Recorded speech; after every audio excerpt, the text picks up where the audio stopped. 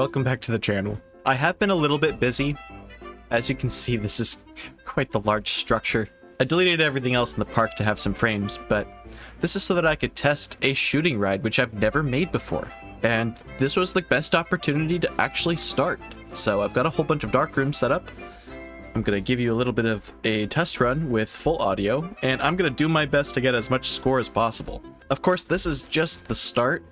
I'm gonna plan something out for the queue as well, but for now I'm just trying to get everything as functional as possible before Sunday comes, because this is a 2-week challenge related thing, and our deadline is very soon. So with that said, enjoy the POV.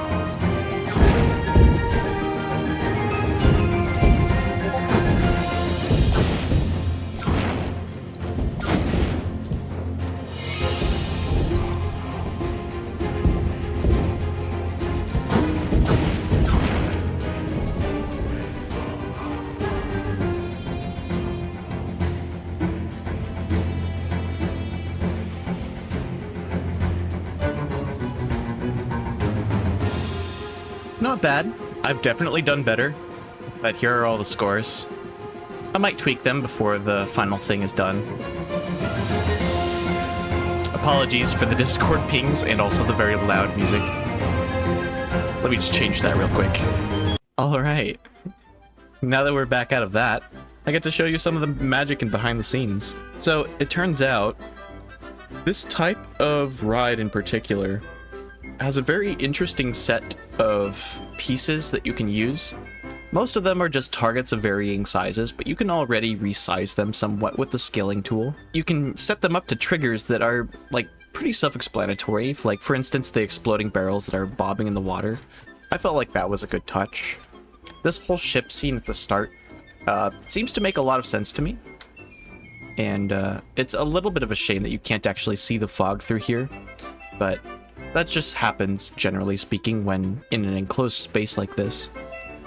This next area is supposed to be like a bit of a market or a little town. You can even hear some ambience in the background. I didn't add this for everything quite yet.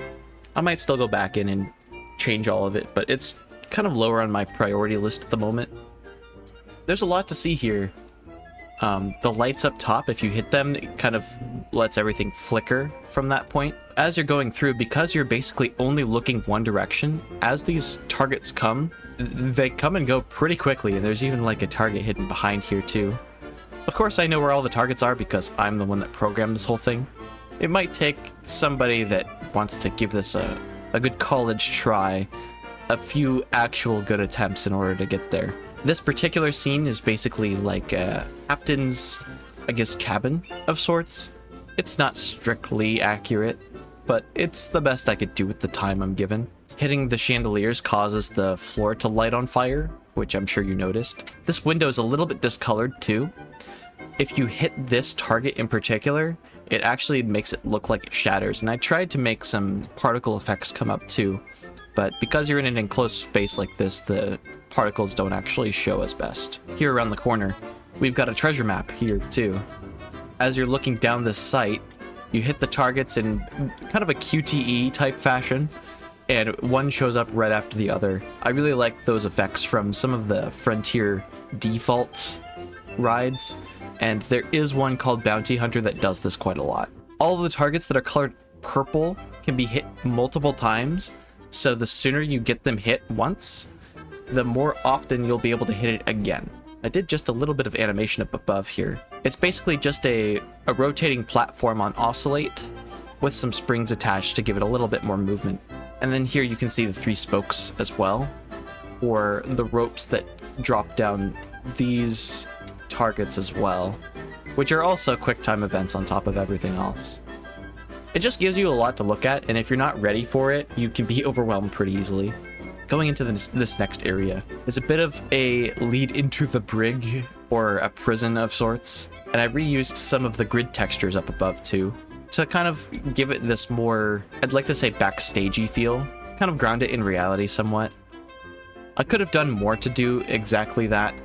For instance, some side rails and paths along this whole thing could have gone a long way for like an emergency stop. That's not really where I'm at right now. I'm beyond the point of thinking about making stuff like that work.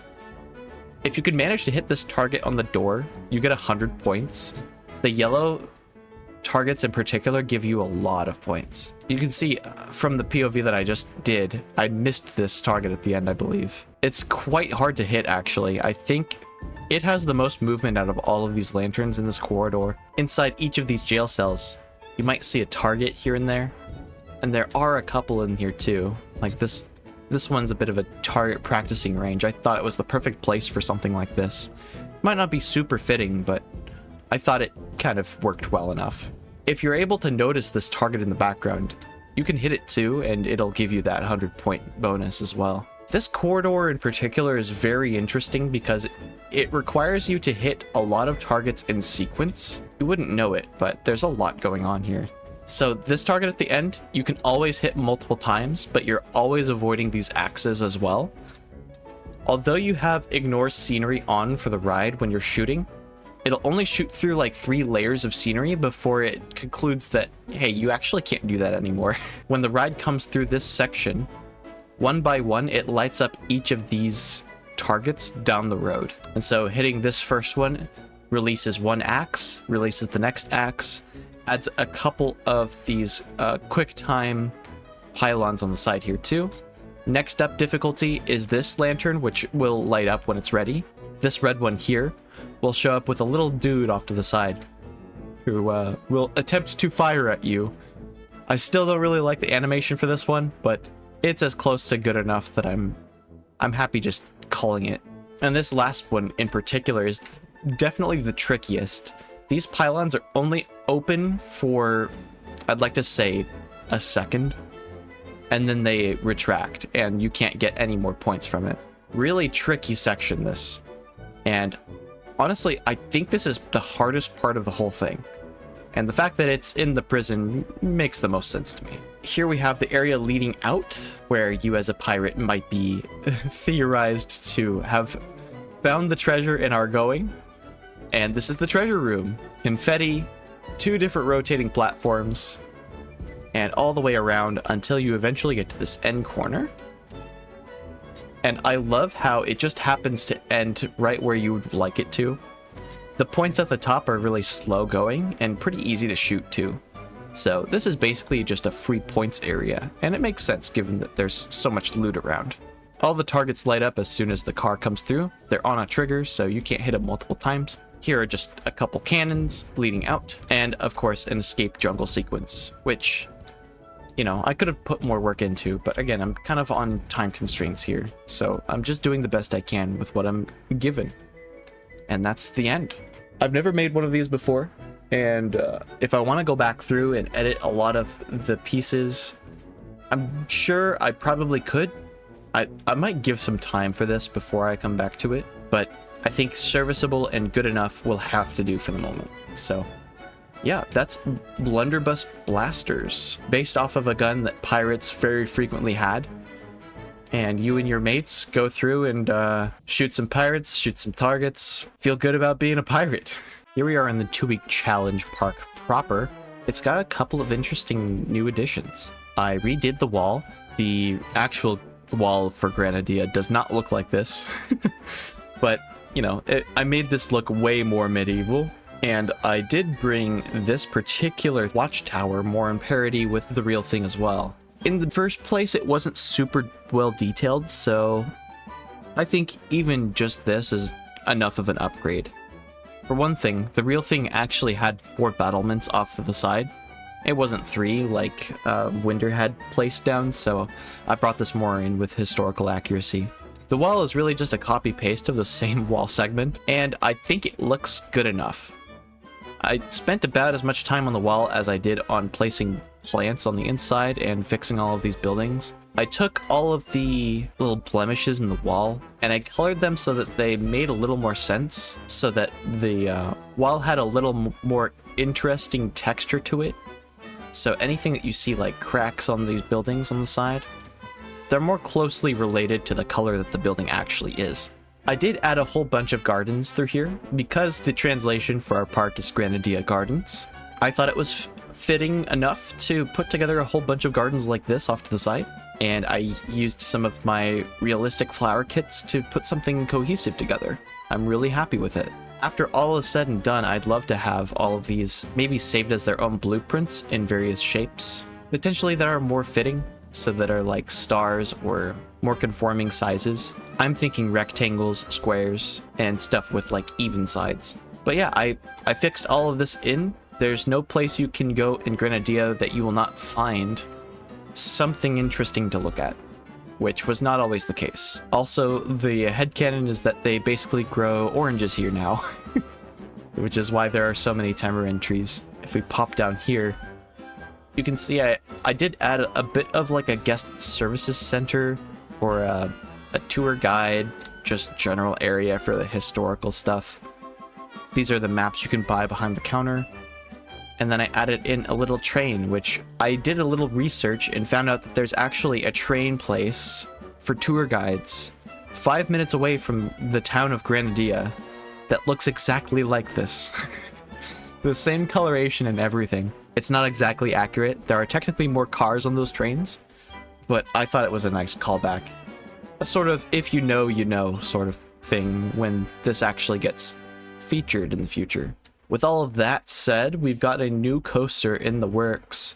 I'll show off the POV next time I look at this park, because I'm very interested in how it looks when it's all done with all of its supports. But you can see there are already support connectors ready to go. We've also got an insane wild mouse that does a loop. The supports don't quite know what to do here. But I think it's just funny enough to keep around. We're not taking the 2-week challenge very seriously at this point. It just kind of is what it is, because all of us have time constraints in our daily lives and just haven't had the time to dedicate to all of this that we used to. So yeah, this is the current state of the park. There's a lot going on behind the surface, but I don't think any of it is done enough, besides maybe the shooting ride. And yeah, you'll get to see more how this develops in the near future. So I had Fog interested in this large hexagonal park stamp idea that I was working on for a while. And here's what it looks like in practice. It turns out you can basically make your own park with separate themes very easily by just basically making huge stamps for them. So that's what I've been doing. I have so many random blueprints in my repertoire now, and I think it's pretty important to give them their own space in a park that I can be proud of. So that's what this is. It's a sectioned off park where you can go into each individual section and see all of the stuff that I've done before. So I have Glimmerdusk Park and the Lincoln Log Ironclaw design that I made before that I'm really proud of right next to each other. I just think that makes total sense and it feels so fitting. Same with the Maelstrom attraction that I made a while ago, and this 540 that I made an aquatic skin for, which is doing pretty well in the workshop now, actually. Over here we have a nod towards my Japanese park that I submitted for the Flexi Park Challenge, and I was thinking I could do something a little bit more dynamic here. I have it called Hanabi Hills, which is basically like firework hills. I'm gonna do something very similar with it, but I'm using some of the same attractions that I worked with. I'm probably also going to yoink the zip line from that particular park and pop it in here. Getting some of the scenery to save is a bit of a tricky situation, so I'll have to see how that goes. On top of that, we have Frosthaven over here in the corner. If you know, you know. We have Lunatica, which is probably going to be a place for all of the coasters and flat rides that I was working on for this project to go. I'm probably just going to move all of that stuff that I previously had in that insane looking park and move it over. The primary issue with the park that I was working with is that because there was so much terraformed and so much water in the bottom at the basin, I think it was causing so much lag that it was making it very difficult for me to work on. Hence the port over into here, and hopefully I don't have the same problems, but time will tell. Off to the side we have Radiance Resort, which is basically just a resort spot. I don't really have much else to add to this, besides I have some resort blueprints that I wanted a place for. And I might have a spot off to the side as like a little mini area for adults that's pirate themed. We'll have to see. But I'm ignoring the main attraction here. This is Skylark. I'm so happy about some of these ideas that I'm working with because I've never worked with Art Deco before, and I really wanted to basically take this blueprint that I put out before Ace, this realistic SNS El Toro poster, and make it look like it actually kind of fits an area, which I haven't done before.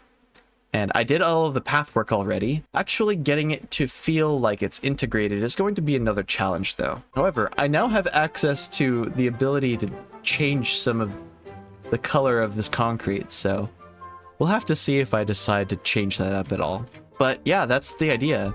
This is basically going to be like a 1920s, 1930s Art Deco aviation themed, maybe transport themed utopia. Chronopolis, if you will. Super interesting to conceptualize. I'm sure I could come up with some very interesting ideas for it as well.